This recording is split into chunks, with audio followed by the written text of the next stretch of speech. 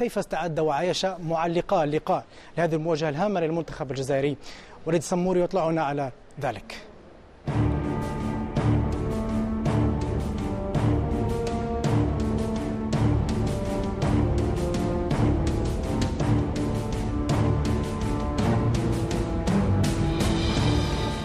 لحظات وتبدأ مباراة الجزائر مع بوركينا فاسو بخطوات وبخطى سريعة. كيف ترى خطوات المنتخب الجزائري إلى هذه المباراة المصيرية وربما التاريخية بالنسبة للكرة العربية؟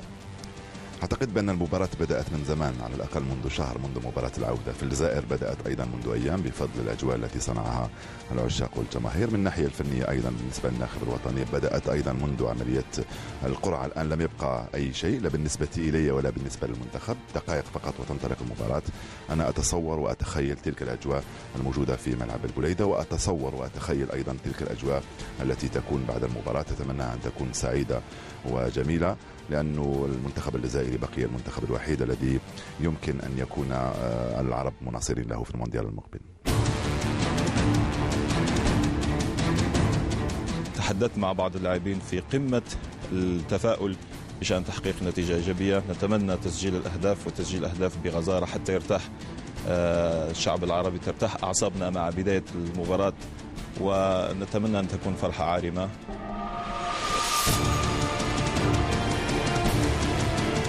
أظن بأن كل الظروف الليلة في صالح المنتخب الجزائري، خاصة أنه سجل هدفين خارج ملعبه.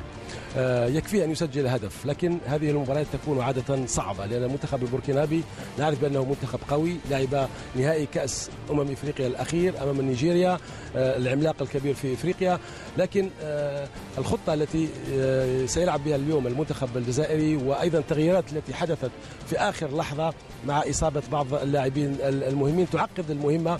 لكن الجزائر دائما في مثل هذه المباريات الكبيرة والصعبة يتفوق دائما على نفسه أولا قبل أن يتغلب على منافسه. وأتوقع بأن المنتخب الجزائري في البرازيل إن شاء الله، وهذه المرة الرابعة، وقد نغير إن شاء الله الأغنية، ستصبح 1 2 3 4 فيفا الجيري.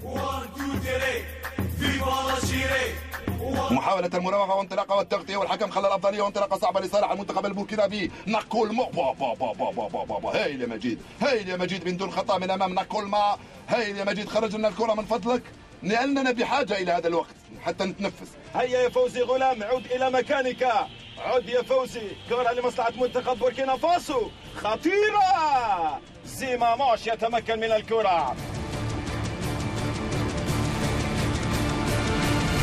جول جول جول جول جول جول جول.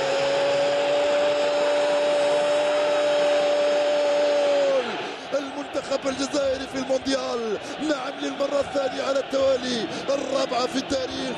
الله أكبر على جزائر نوفمبر التي لا تخسر في شهر نوفمبر. إذا تابعتم معنا جانبا من الكواليس، طبعا سيد محرز،